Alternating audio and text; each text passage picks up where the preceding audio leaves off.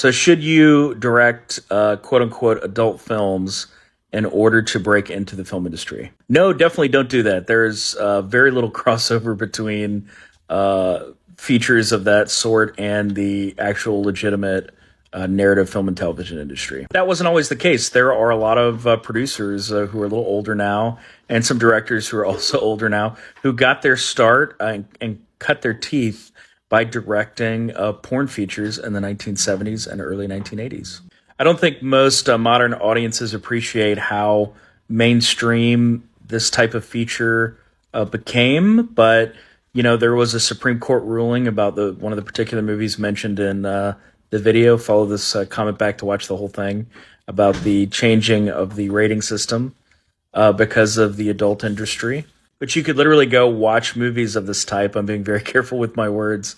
You could go watch movies of this type in a theater, and it became, for a brief time, socially acceptable for couples to go on dates, for people to just go watch it as if it were a normal feature. It's not really that surprising when you realize that these movies were actual features. They were action movies. A lot of them were action movies. And they just happen to have that little extra, maybe sort of would have gotten you arrested in the 1950s element to it. But there were a lot of companies that would make, primarily, short form adult movies, and then they would make adult feature films, like think about Boogie Nights.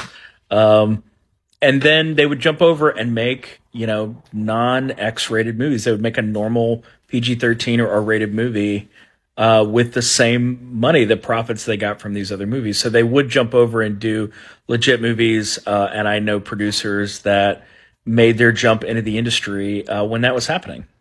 But after the sort of video revolution, which again is really well covered in Boogie Nights, if you haven't seen PTA's Boogie Nights, it's great. After that video revolution, everything started to get shot on video, and it just completely separated from the crafts of shooting things on film. And today I would say there's basically no crossover other than, some people grip on those projects just for extra money, etc. So definitely don't become that kind of director in order to try to get your career started as a feature film director. It's not going to work anymore. But it used to work.